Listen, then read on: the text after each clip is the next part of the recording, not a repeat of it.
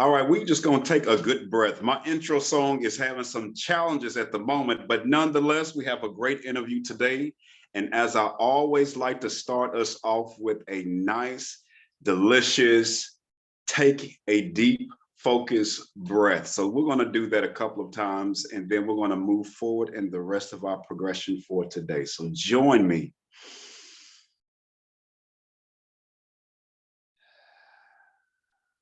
You can close your eyes if you want to. Sometimes I leave mine open or closed, but whatever fits your fancy. Let's do that again.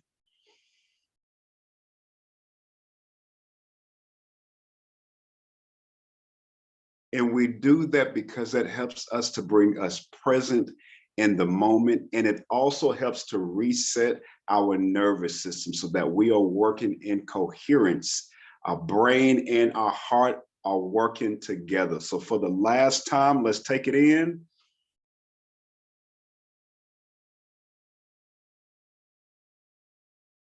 Fantastic. All right. So I hope you can feel the energy out there today.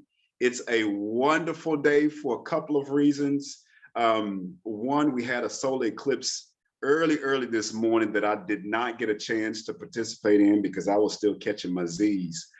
But I do plan on going back on YouTube somewhere and finding a video clip because I think that there's so much significance in all of planetary alignments and all those good things. I wish I could give much more commentary on that, but beyond that, that's all I can give you. Let's definitely move forward and talk about some of the things we're going to get into for today. As always, I like to just share the mission of this platform, why I do what I do concerning this platform. I'm going to do a little highlight, a business highlight of my parents. That's just a dedication I like to do. I'm going to read the bio of our guest today, and then we're going to introduce our guests, and we're going to go from there. The H2O platform mission statement is to produce content that raises awareness of relevant topics with the intent that healing and optimization is kept at the forefront. My aim is to reduce SAD, which is an acronym that stands for stress, anxiety, and depression, while increasing HAPPY, which is another acronym for health, awareness, positivity, potential, and potentially, should I say, your best life. Join the wave of these healing streams. This season, I want to focus on providing a means for people to tell their story the way they want to tell their story. My role is to create an engaging question as a facilitator and facilitating that dialogue to enhance the way those stories are being told. Our business highlight again today is for the Robinsons. The Robinsons have been in business for over 30 years. They have been in business together. They're still in business together, but they operate in two separate entities. You have the Barber's Corner LLC, and you also have Secrets Hair Technology LLC. Their establishment can be found in Humble, Texas at 5520 FM 1960 Humble, Texas. I'll put that information likely in the bio for the YouTube video. Again, that's Humble, Texas, 5520 FM 1960 Humble, Texas. You can book with either one of them if you want to get your hair cut, get a nice little trim, or if you need a wig, and I mean that literally, to be made and created just for you. You can also contact Miss Andrea Robinson, or you can contact for the barber, Mr. Kenneth Robinson. He can be reached at 817-874-3778. Again, that's 817-874-3778. Ms. Robinson can be, or Mrs. Robinson can be reached at secretshair.com, and that's secrets with a Z, hair.com. So let's go ahead and read the bio of our guest today. I am really excited to have our guest on today. I know that she's going to be able to drop so much knowledge on us and just really give us, as Anita Baker say, giving the best that she got. I know she's going to do that. And so let me pull up her bio. We'll go from there.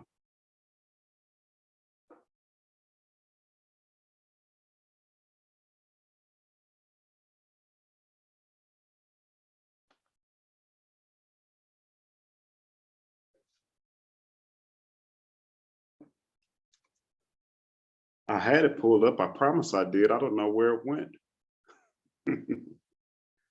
Okay, here we go.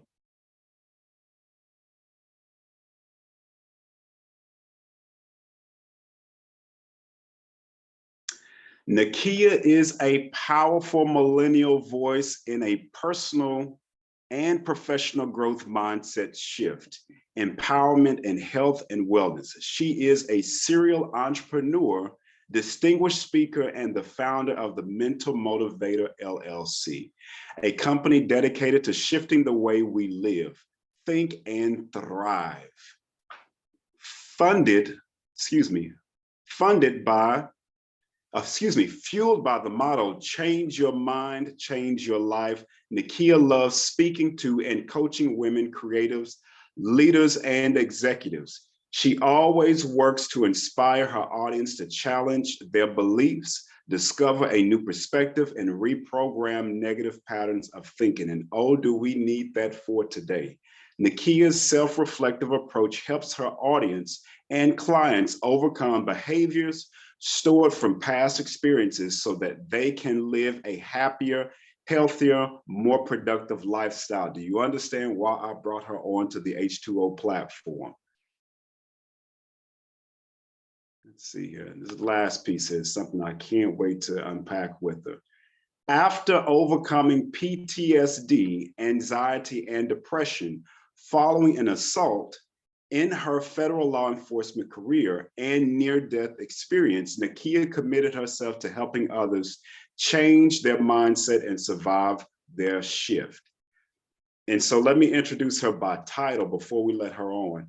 She is known as the Transformational Mindset Coach. She's an author and a speaker, and she is, once again, Nakia Campbell. So Nakia, if you could, the Mental Motivator, Nakia Campbell, if you can go ahead and reveal yourself here on the H2O platform.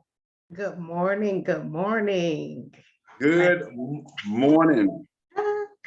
I am so honored and excited to be here on this podcast interview. Let's get it started. Let's get it started. Thank you, first of all, for coming onto the platform. Thank you for your patience as we have drudged through some of those tech issues and some of the hiccups. It's a pleasure to have you on, and I know it's only indicative that it's going to be a fantastic interview. But before we get started, I do have a couple of games I'd like to play, and seeing that today is November 8th, 2022, today is, can you just tell us what is today? What's so special about today? Hey, we need to get ready for this election. Now, we're not going to tell you how to vote, but we are going to say get out there and vote. Get out there and vote. Get out there and vote. Ms. Campbell, I'm going to test your skills, okay? Test your knowledge, rather, and see how much you know about some of the things, topics surrounding elections. So the first thing, test you a little bit. Astronauts are allowed to vote from space. Is it true or false? False. It's actually true. 1997, according to a source on to NASA's website, they have been allowed to vote from outer space. How about that? Wow, that is amazing. That is definitely amazing. No limits. No limits. No limits. Now, this next one I've always wanted to know the answer to, and only came across the answer because I was looking for different quiz questions for you. So if you get this one, I might have to send you a $10 bill or something. Why were the donkey and the elephant used to represent the Republican and Democratic parties? I said, you know, I'm just going to say that the elephant is my spirit animal. So that could really? Yes, that could only represent the Democratic Party because of the massive, and when I mean massive, I mean inclusiveness of all people, the massive size, the beauty, the power, the size that it represents. Now, I know that's not right, but I'm trying to come up with something good for the podcast. Well, you're on a good path. You're on a good path. And the donkey most people call it the ass. So I'm gonna just leave it at that. You know what? We'll leave it there. I'll give you some of the, at least the facts that I came across. I like your answers better, but I'm going to read it. Apparently, cartoonist Thomas Nast, N-A-S-T, created these characters to dramatize politics and reach Americans who could not read. First appearing in the Harper's Weekly in 1879. Wow. Wow. So it addressed apparently the illiteracy, which we are still, I believe, right at about 50%, maybe a little under 50% of illiterate, of an illiterate population. So that's something very interesting. Okay, next one. What person was the president and VP and was never elected? Again, I didn't know this one before, but doesn't mean that you don't know. What person, what you said, the president and VP? What person was the president and VP and was never elected? I'm sorry, are you saying president and Yes, ma'am. VP? He was the president and the VP and was never elected. How do you become president without being elected or MVP? I have no idea. Martin Luther King Jr. You know, that's a good guess. And from what I understand, you're not, in terms of years, you're not that far off. It was Gerald Ford. And I believe that came about because of the issues surrounding the Nixon, the Watergate and Nixon situation. So I believe that's how that emerged. Okay, last one. What was the name of the person who was responsible for the following? Helped organize Freedom Summer, an effort to get African Americans registered to vote in 1964. This person announced their candidacy for the Mississippi House of Representatives, but was barred from the ballot. Wow, that's messed up. I am 0 for 3. I am 0 for 3, and I do not know this answer either. So it's all good. I'm never gonna just leave it unanswered. Well, come on with it. What you got? I'm gonna say Nelson Mandela. You know what? Well, I should have set you up a little bit better. This was more so to inform our audience, more so than to actually get this right. If you did, no, I'm not doubting you, but it was quite entertaining to hear your answers, and then also just to kind of riff off of. But it was Fannie Lou Hamer. Okay. Fannie Lou, yeah, Hammer. Is it Hammer or Haman? Anyway. The sister that has, I mean, she's been around, at least her videos have been around for quite some time, but I think in these last couple of years, she's circulated a lot more. And so I couldn't help but to put that out there because there, of course, is so much in the world to talk about.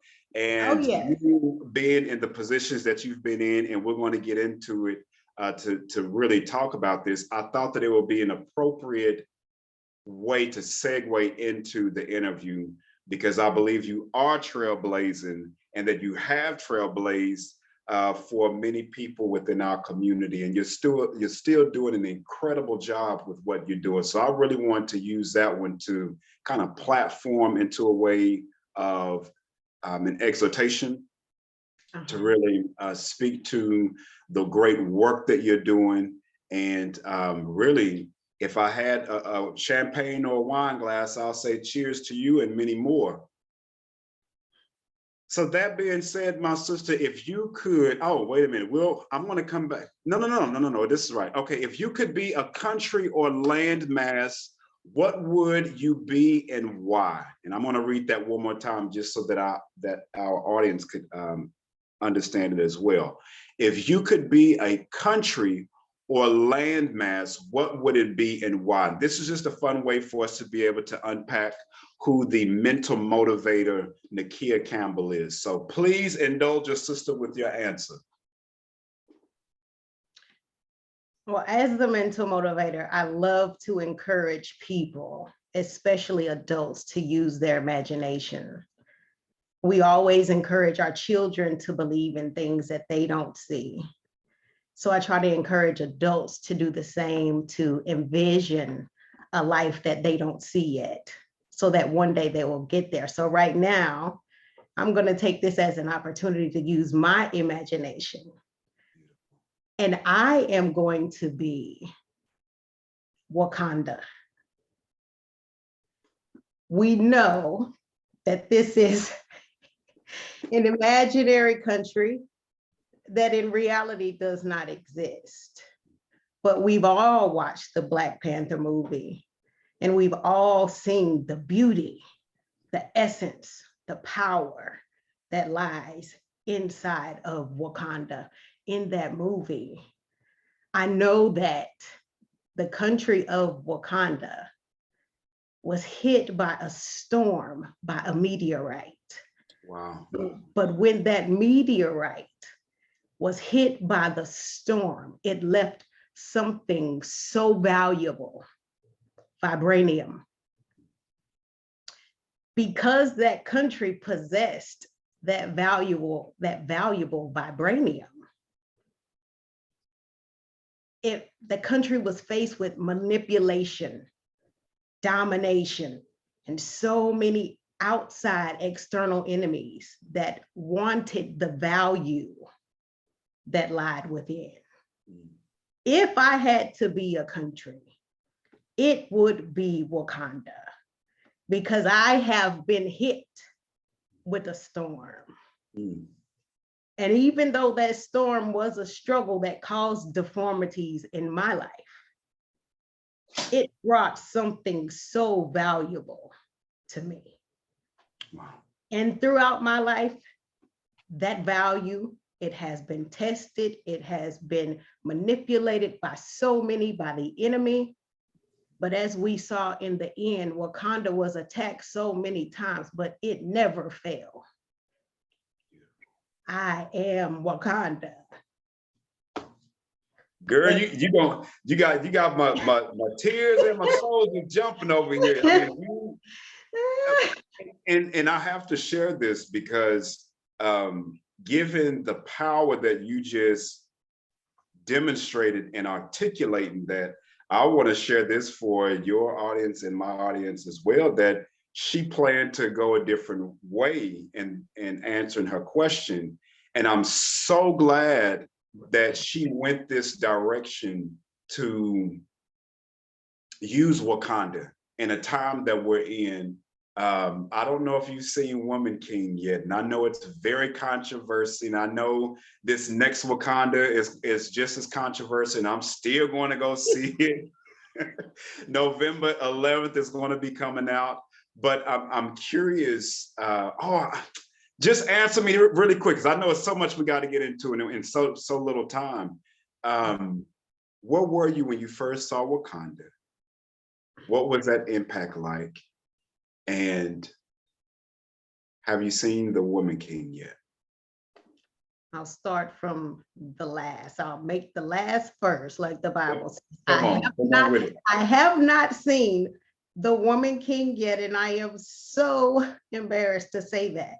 But I do know that the new Black Panther comes out on the 11th, so I am going to go see The Woman King before that happens. Nice. When I saw Black Panther, I took my son, his friends, my family to the movie theater. Like this, I was never into Marvel movies at all, never into comics or anything.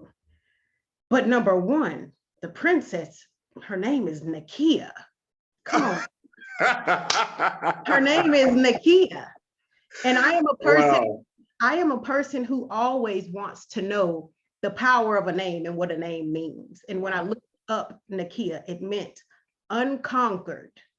I had to go and see this movie with my family because I wanted the impact, and I wanted them to be able to see, especially my son, who is Uzziah, a young king. I wanted him to see a king like him in his image on the big screen, and to have him to believe that he can be that. And that impact has lasted till this day. Wow. Wow. Wow. All I can say, like yourself, I recently saw The Woman King this past weekend, and I'll be honest, a good prompt was there was a discussion that a group that I'm associated with, we had on Sunday. And there was so many thoughts and interpretations around it. But I do encourage you to, when you can go see it, because I think it's going to contribute to that much more of who the mental motivator is. And yeah, it's a great movie, I'm especially going tonight. go tonight, because there's something. I'm going to say this as someone who discerns spiritual things. As controversial as the movie is, I think that there is something designed for Black women in particular that goes way beyond what meets the eye. And so I encourage everybody to go see it, but especially Black women. I think that there is something, if you can get past some of the inaccuracies and things like that, and get that deposit that is waiting for you at that theater, I think that you'll know when you go and when you receive it. I think you will. So, okay, beautifully expressed. What musical soundtrack best describes your childhood or your life in general, and why? Musical soundtrack. Okay. All right, I'm going to use my imagination again here. Okay, go for it. The musical soundtrack to The Lion King. Okay. Hakuna Matata. Wow. Okay. The Lion King. We saw that young Simba, he felt so responsible for his father's death, which he did not cause. Because he felt responsible for something as a child, like we normally do. Yeah. As children, we feel responsible for the way our parents feel, the way our parents react towards us, even our parents' deaths. Because he felt that huge responsibility, he also feared taking responsibility for his throne later in the movie. That's good. That's so good. Because he felt responsible for something that happened when he was a child. As an adult, he feared walking into that purpose that God had created for him, like we normally do in our lives. But I have to tell you, that soundtrack, Hakuna Matata, no worries for the rest of your days. If we can all just live by that and believe, we can walk into any purpose that God created for us. Yes. There we go. Yes. This is just going to turn into a whole church spiritual service up in here. Now, don't get me shouting now. But I'm telling you, I'm so passionate about it. Yeah. Oh, I can feel it. I can hear it.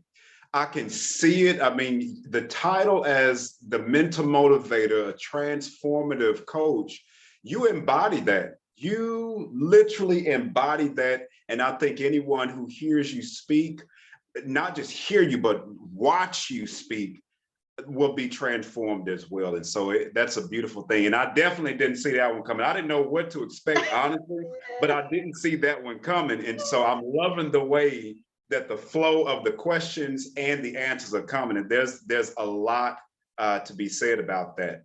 Okay. What's your 4 letters? Do you know your 4 letters for Myers-Briggs? Yes. Okay. I had to write them down to remember, because I got to write mine down too. Yes. So my 4 letters for Myers-Briggs, they are ENFJ. Very close to mine. ENFJ. I was very shocked by the E, being extroverted. Okay. Because my whole entire life, I've actually been an introvert. And I think I must have just been a self-proclaimed or self-diagnosed introvert because of things that were happening in my life that kept me ashamed of being out in the open. But I believe that now, as the mental motivator, God has shown me who I am. You know, my 4 letters for the Myers-Briggs, they simply show that my concern for others is greater than the concern for myself. Wow. I expect the best from others as well as expect the best for myself. It shows that I am a huge empath, which is not always a good thing, but I feel the feelings of others. I feel the sadness of others. And whenever I feel that, I do the work to make sure that that changes. Wow, beautifully said. And again, what an incredible gift to have, not just in this lifetime, but to own it and to know it and to utilize it with intention. It don't get any better, especially again with the time that we're living in, as chaotic as it is. I had a friend of mine that said, we're living really in the best times. We're living in the most unique time to our known history. And it took me a little bit to embrace it, but I saw it and I said, you know what, it is. Because we're seeing new titles emerge that are addressing some of the hyper complexities that we're dealing with. And to hear you again to describe what you do and how you feel and what you do with that energy, important. It's important, and it's beautifully said. So much to unpack. There's so much. I'm an I. I think I go between an ENFJ and an INFJ. I float between an introvert and extrovert. And I'll just say truly I'm an introvert with extrovert qualities, because I do so much better in small groups. I know how to work a crowd, if you will, but my energy is best restored when I am in my lonesome time. That is so important to me. Yes, yes, yes, yes, yes. Okay, wonderful. How did you get to where you are professionally, emotionally, and or mentally right now? To get to this space that I am in right now, that took a lot of work. But I do believe I would not have gotten to this space without hitting rock bottom. And knowing that the only limit is the bottom. When you fall down, you can't go any further. But when you get up and you start to rise, there is no limit going up. You see, I hit rock bottom, dealing with mental illness, PTSD, anxiety, and depression. And had God not shown me what that ugly darkness looked like, I would not have known the blessing and the greatness of the light when I stepped back into it. You see, I had to do the work. I had to go to therapy. I had to go to psychiatry. I had to read. I had to sit with myself because I became uglier than I even knew that I could be. Wow. Wow. I had to learn to listen and think and overcome. I worship God on a daily. And I said to him, you said that you would never leave me nor forsake me. So I know that you are here with me through all of this. Just show me what you want me to do. And he showed me.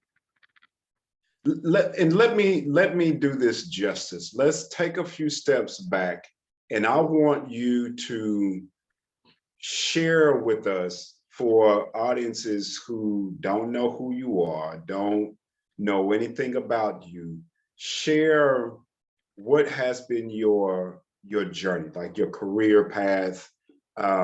Give us some of that background so that we can put what you're saying into an even higher context.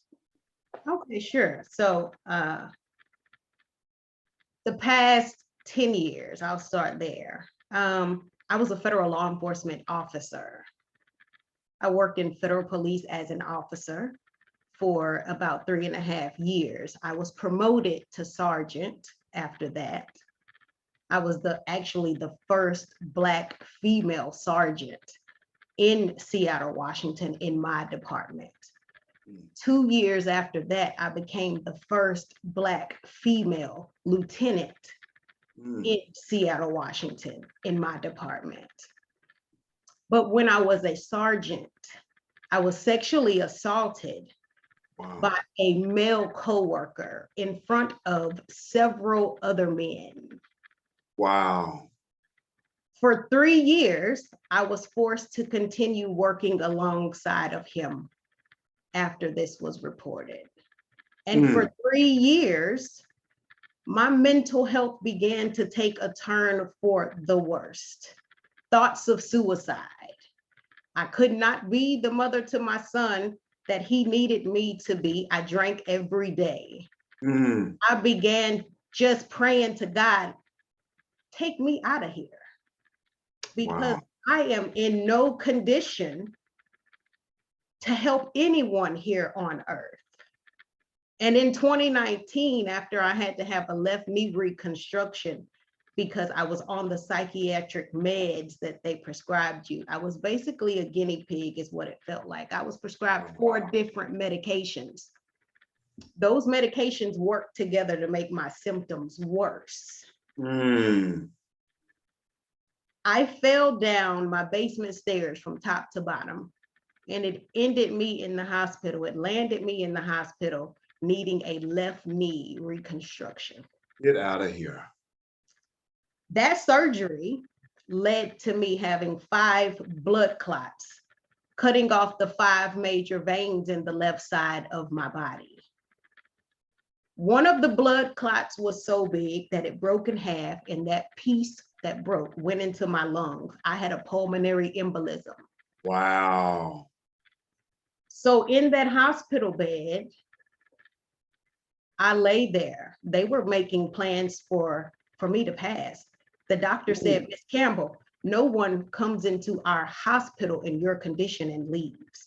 We want to know how many times you want to be resuscitated. We need your family members' information because we need your next of kin here right now, because we have no idea how much time you have left. Wow. I laid on that bed that day and I said, God, I know I've been praying to you to take me out of here. And I know you heard me. But right now, I need to change my prayer. I'm so sorry. I need to change my prayer.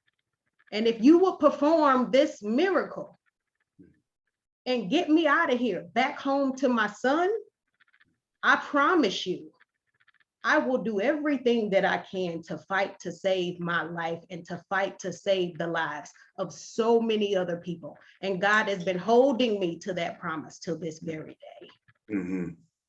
Wow. Wow. I am alive and well. And for the record, I went home from that hospital the very next morning when the doctor told me I was going to die. Wow. What a living testimony of the death, burial, and the resurrection. Amen. And though that may be metaphorical and though it may have to be reappropriated for your story, that's just what it is.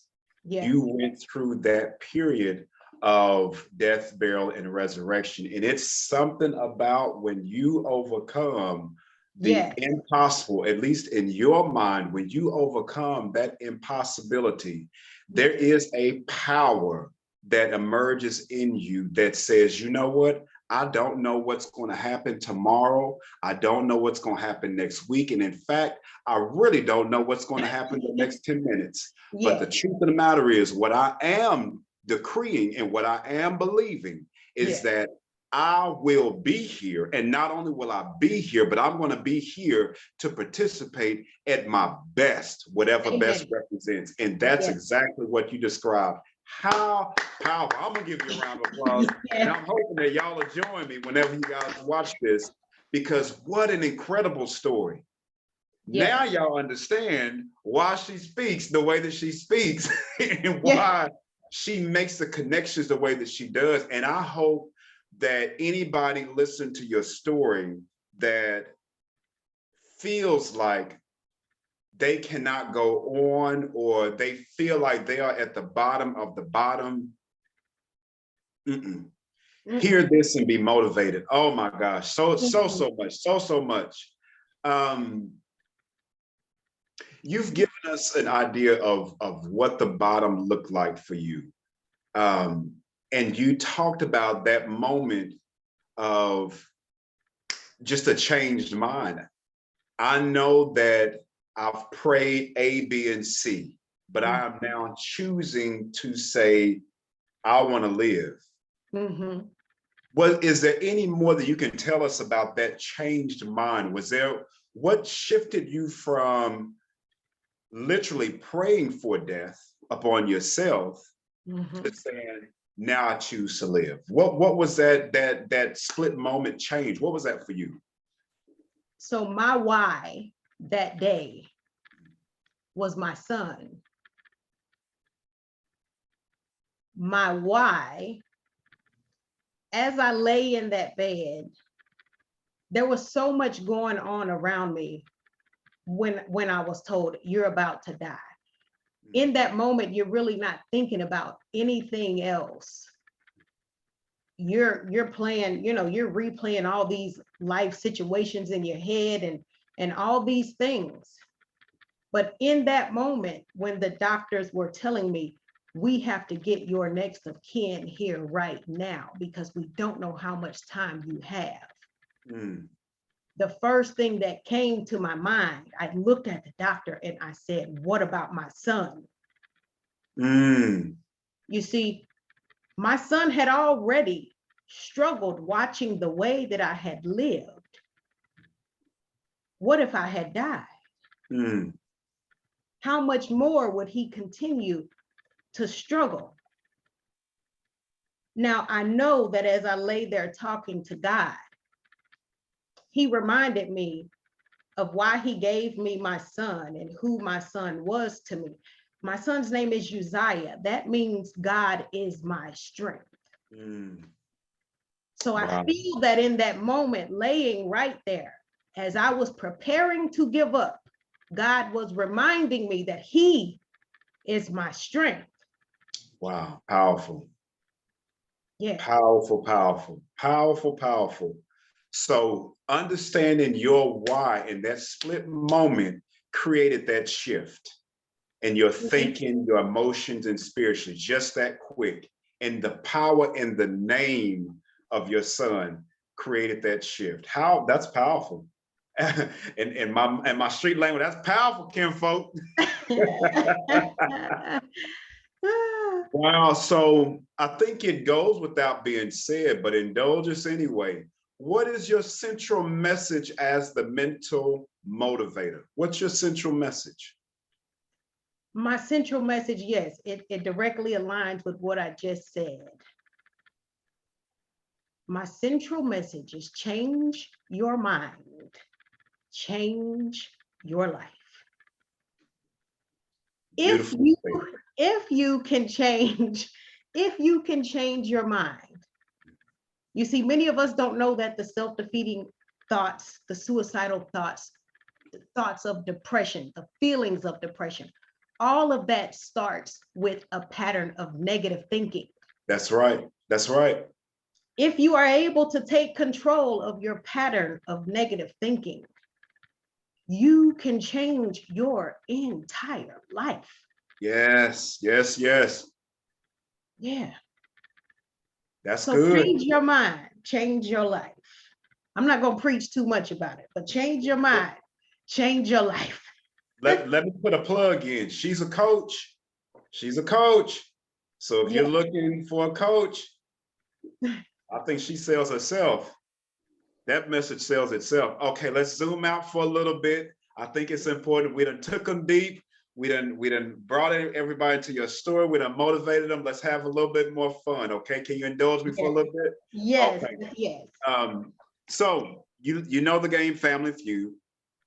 I always like to incorporate a little bit of Family Feud in here. So seeing that your career has been in law enforcement and things like that, I figured to kind of pick a few of these little questions here. So name something a rookie police officer would be embarrassed to admit he or she misplaced. Their weapon. Okay. Weapon is one of the questions on here. Okay, like so there's 5 another other one. ones. Yeah, Okay. you get like 5 more. Their weapon,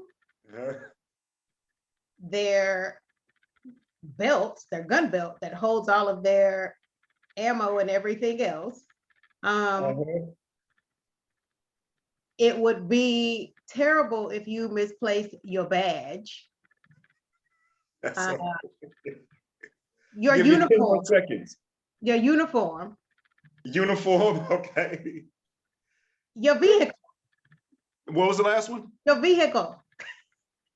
That was actually, well, that's number 2. So you have the criminal, squad car, evidence, handcuffs, weapon, and your badge. So you're winning. You're starting this game off by winning. Okay. Okay. So awesome.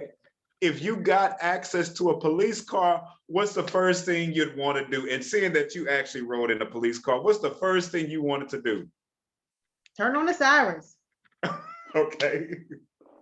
You got any other ones? Turn on sirens is definitely one. There's like 3 more. I would use the loudspeaker. I would make what's the first thing? If I had access to a police car, turn on the sirens. I would use the loudspeaker. I would speed. I would speed and get away with it. That's the number 1 answer, is the speed. Turn on lights, turn on siren, pull someone over. Maybe somebody you didn't like, you pull them over. Yeah. Yeah. Okay. Name an occupation kids think is heroic. And I'll let you choose maybe one, and I'll just kind of share some other ones with you. Name an occupation kids think is heroic. Police officers. Police officer is definitely one of the answers on here. Astronaut, race car driver, firefighter, police officer, and then pro athlete. What's the difference between eustress and distress? Do you know? You know what? I have heard of that. I do know that distress, when you're dealing with distress, that's bad. That's panic. That's sadness. That's heart racing. Yes. So eustress, I could only logically guess that it would be the opposite of that, feeling the good side, feeling whole. Yes, you got it. It's the distress, of course, is something that depletes you of your energy. Eustress is still a stress, but it's generally the excitement of life, a wedding perhaps, or a new baby, or a new car, a new job. So it's still stress, but it's that good kind of stress. But too long of it can still negative impacts. Okay. Last one. See if you know this one. And it's 2 numbers. About blank and blank American adults and blank children will experience a mental illness at some point in their lives. And I'll repeat that. And again, the answers are 2 different numbers. About blank and blank American adults and blank children will experience a mental illness at some point in their lives. You want to take a guess? Adults, let's see. About 1 in 5 adults. You saw my answer. No, I didn't. And children, poor children. 1 in 5 adults and maybe 1 in 4 children. Well, the first one you definitely got correct, is 1 in 5 for the adults, and it's the same number for children, 1 in 5. Okay. According to this resource. Now, other ones may say differently, but yes, that is correct. Okay, so we're going to hold space for that information, and I'm going to come into and let me know. I got a few questions, but let me know when your time starts wrapping up, because I know time is getting short here. Okay, no, we're good. What does it mean? What does the following title mean? CEO to the CEO. What is that about? Okay, so yeah, on a lot of my social media pages, people see CEO to the CEO. That means that I am the chief executive officer to my young son, Uzziah, who is the founder and CEO of his candle company, Calm and Cure Candles. He runs his business. He is the founder, but he only being 14 and he started his company at 11, he needs someone to operate over him. So that is who I am. I am the CEO to the CEO. How amazing. And if you have not seen her viral video with her son, you got to go. Where can they find that video? That was so powerful. I don't even know how I came across it because I don't even think we were on IG together at that time. But I saw it. I said, I know her. They have shown that video on so many news stations. My son has been on Good Morning America. But you can visit his website, calmandcurecandles.com, and his video is right on the top of his website. Wow, wow, wow. You guys got to go check it out. It's powerful, absolutely powerful. And to couple it with the story that the CEO of the CEO tells, it's so incredible to see how our actions as adults can have such an incredible impact on the generations up under us, our children, how important that is. You've told us about your son. How important is teaching your seed about entrepreneurship?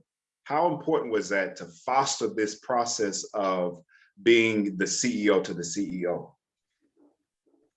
Teaching him about entrepreneurship, I have to tell you, like, I wasn't a salesperson at all. You can't come from working in federal law enforcement to thinking you could like start knocking on doors and hey, I got a candle, you want to buy it? So me teaching him, in my eyes, it was not about entrepreneurship. He has learned that, up until now.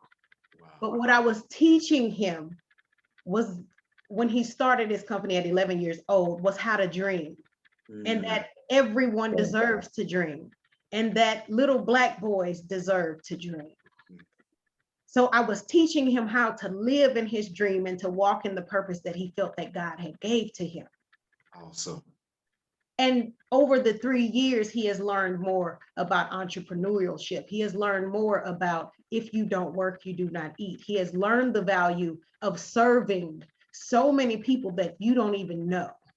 He's learned the value of help. Yes, he has learned, and he gives 10% of his proceeds every single year to mental health organizations. Wow. So that he can continue to serve, and he can continue to help, and he can continue to live in his dream while being an entrepreneur at the same time. Wow. Wow. For our audience members, they have not known this, but Nakia and I go way back to 1991.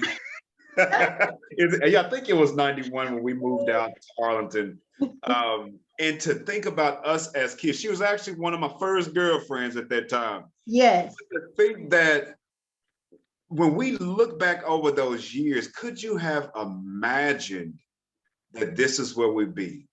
No. Could you have, and to see when I see your son, her brother was one of my first best friends, Cash, and my sister who told me to tell you hello from the start. But we all were just like this little group of kids, brothers and sisters, walking to school on a regular, rain, cold, sunshine, whatever it was. We were walking to school, and to think back in our childhood at that age and to see your son doing this kind of work, like leaps and bounds. Yes. Leaps and bounds you've been able to create for your son. And I think that's so powerful. So powerful. Yeah. I gotta ask this question before we start, as we start wrapping it up. How would you define healing to optimization for you and your next generation? Healing to optimization for my next generation. So you and your next generation. For me and my next generation, then I would say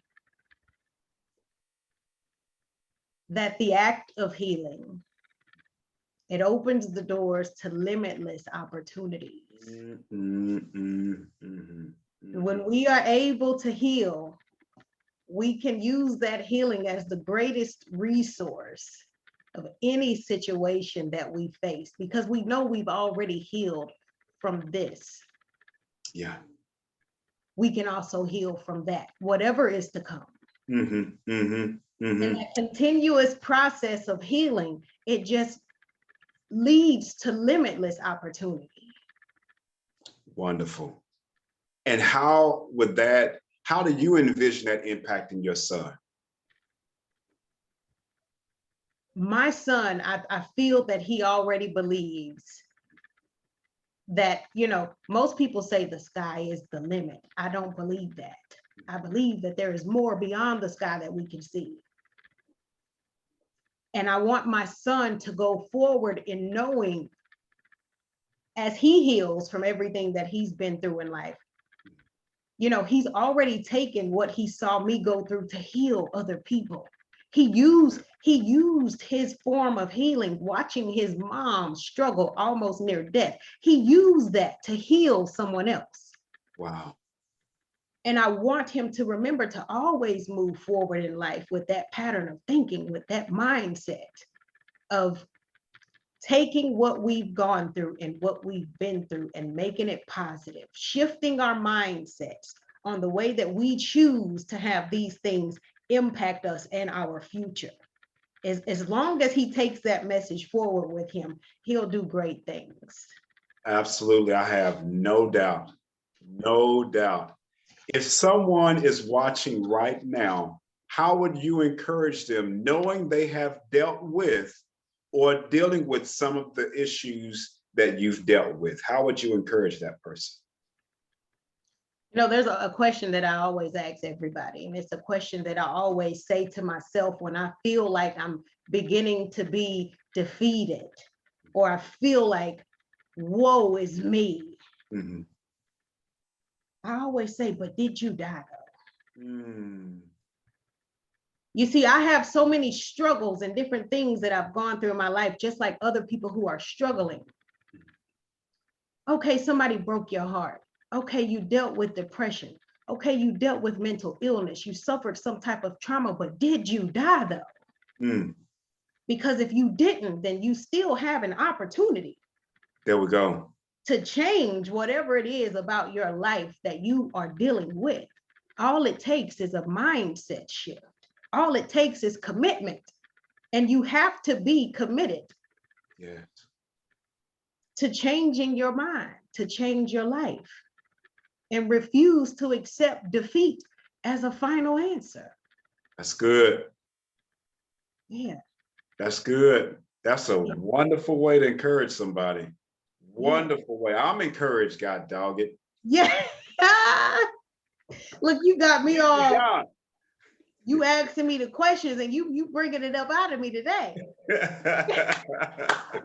Fantastic. Fantastic. Where can people find you, follow you, get in contact with you? What information that you have? And I'll leave that information in the bio for you too. But in case people have made it to this point of the interview and they want to know, how can people find you?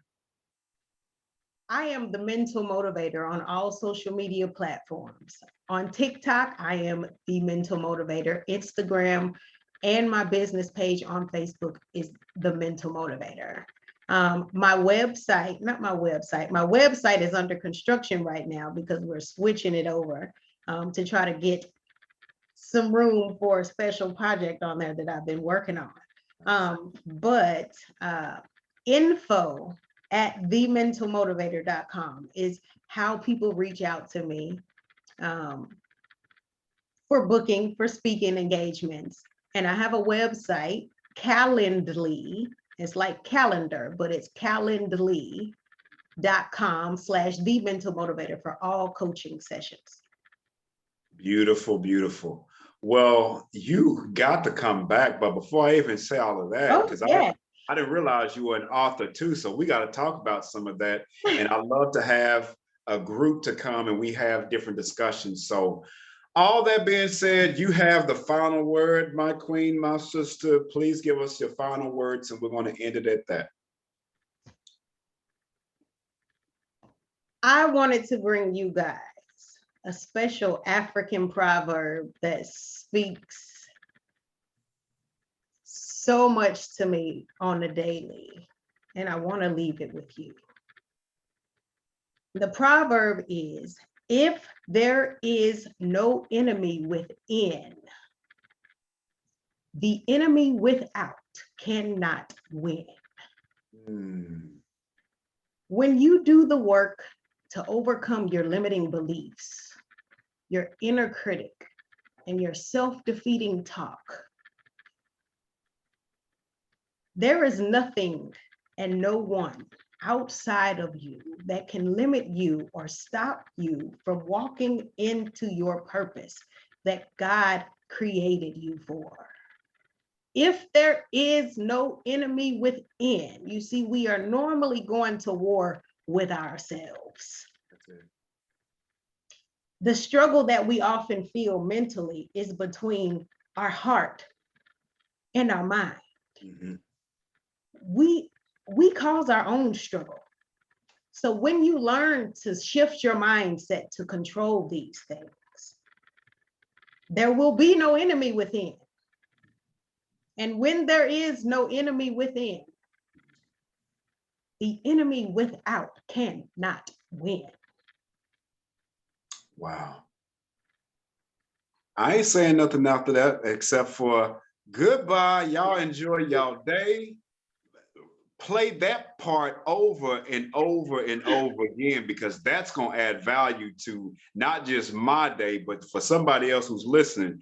That little piece right there needs to be split and put on TikTok and ran all over this internet streets or whatever they call it nowadays. Thank you so much for My gracing the pleasure. H2O platform, Pleasure. H2O platform. And wow, we wish you the best for whatever you have moving forward. And again, you got to be able to come back. There's so much more to unpack and talk about. Yes. So we'll leave it at that. I'm going to go ahead and end the recording, and I'll just kind of quickly connect with you and let you go on about your day. Okay. All right. Peace, y'all. Peace. Peace. Okay, I'm gonna end it some way. Y'all judge me now. Here we go.